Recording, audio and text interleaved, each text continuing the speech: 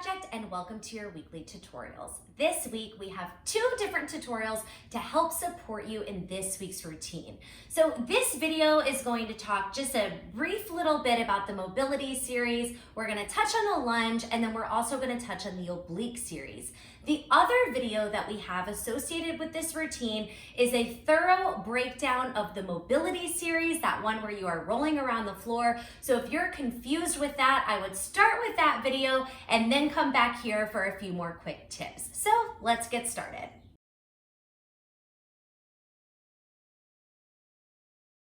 So the first thing I want to do is show you how the mobility series is connected to the lunge series, how those two complement one another. So there's one little piece that I didn't talk about in the mobility series video, and that is what to do if when you roll over, this hip flexor is really bothering you, okay? So this leg is long and straight. That means that there may be a tendency for the hip to fire up. So I want to give you a few quick things here. Number one, instead of having your leg down toward the floor, try lifting it up higher. This will usually release the hips.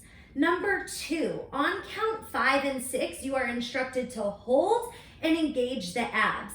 On this count, it may be a good idea to go ahead and bend your knee, which will instantly release the hip. And then on 7, 8, you can extend the leg for a kick and then roll up on 1, 2. So this is what that looks like.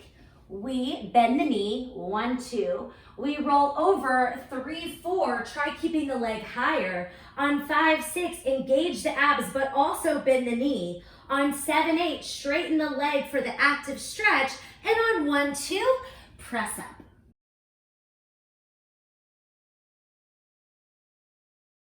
Now here's the cool thing. In the lunge series, there is actually a built-in stretch for the hip flexor.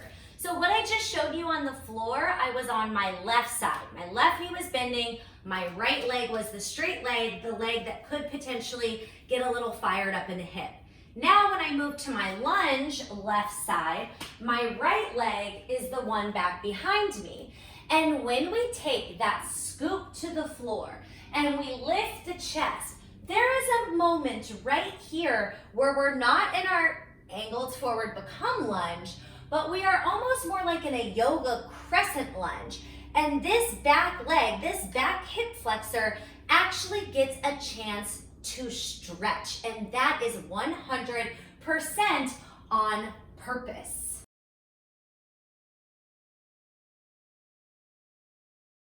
So let's distinguish that lunge a little bit. The very first lunge that we start in is our become lunge. Now, we have a full tutorial on this if you want to know more, but in the become lunge, we are angled forward as though we're peering over a cliff, and our back leg is lifted up toward the ceiling. So when you do a become lunge, the back foot always feels light.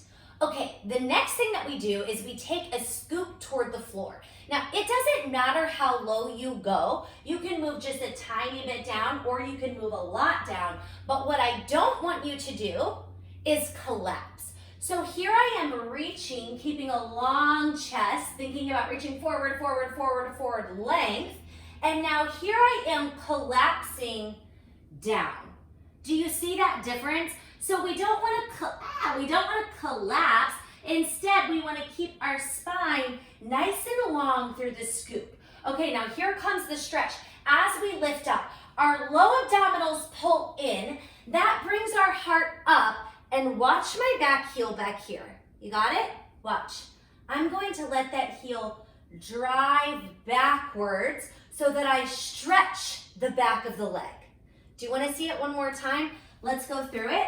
I move to the become lunge, angled forward, back heel is high. Now I'm going to take my scoop, my spine stays long. As I begin to lift, low belly pulls in and up, chest is nice and tall, my right heel or my back heel can sink down before pressing up to standing.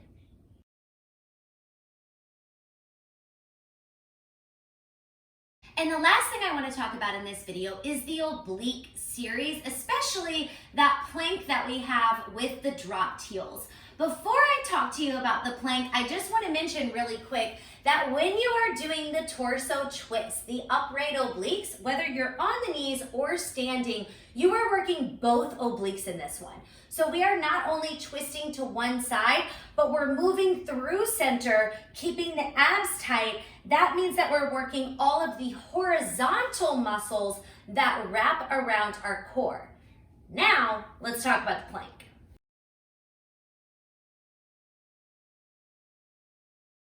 So the plank that we're doing in the obliques this week is one that I've only taught a few times. A lot of times if we're doing planking obliques, we're moving into the twisted plank, which involves crossed ankles. This one does not. So this one actually involves wide feet with a heel drop. So the first thing I want to say is if you have the be.come mat, the outside lines are going to be very, very helpful as a guide.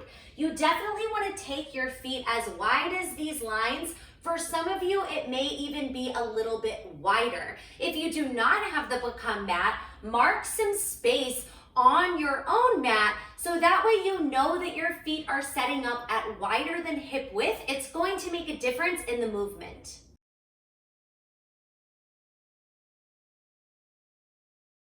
Once you get to your wide plank, you're going to simply drop your heels. So if you are working your right oblique, your heels drop to the right.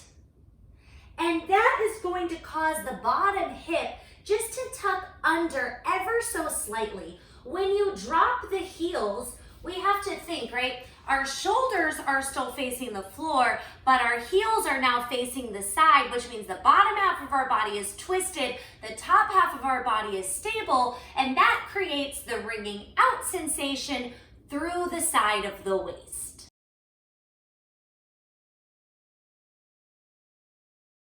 Okay, to talk about the movement that's happening, I'm actually gonna switch to working my left oblique because you all are gonna have a better visual. So in the last one, I was working my right oblique. Now I'm going to show you it working the left oblique. So we get set up, wide feet. We drop our heels any amount. Notice my feet are not flat on the ground. They're just ticked over to the side. And now we have to figure out how we're gonna create our little movement. So I think what's gonna happen is you're gonna try to lift from this hip.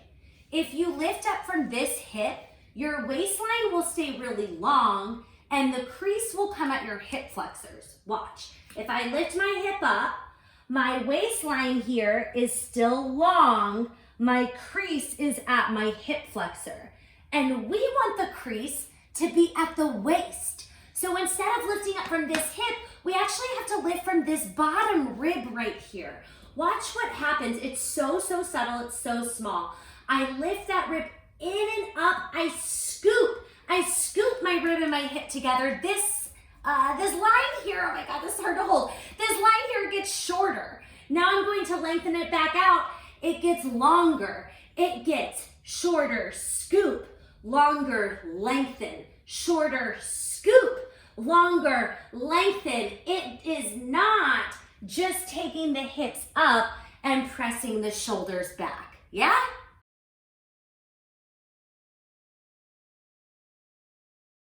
Reminder, you do have the option to do that plank up on a chair, but I also want to show you what it would be on the knees. So here I start with wide knees.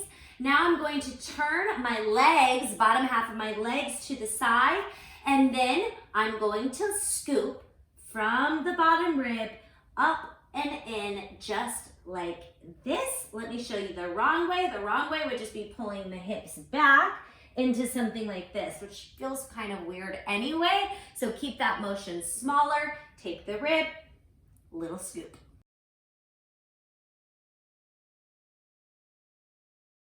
And the last thing I want to show you is an amplifier for the oblique series. So I do kind of mention this in the video, but I did it today when I was doing the routine and it was really awesome.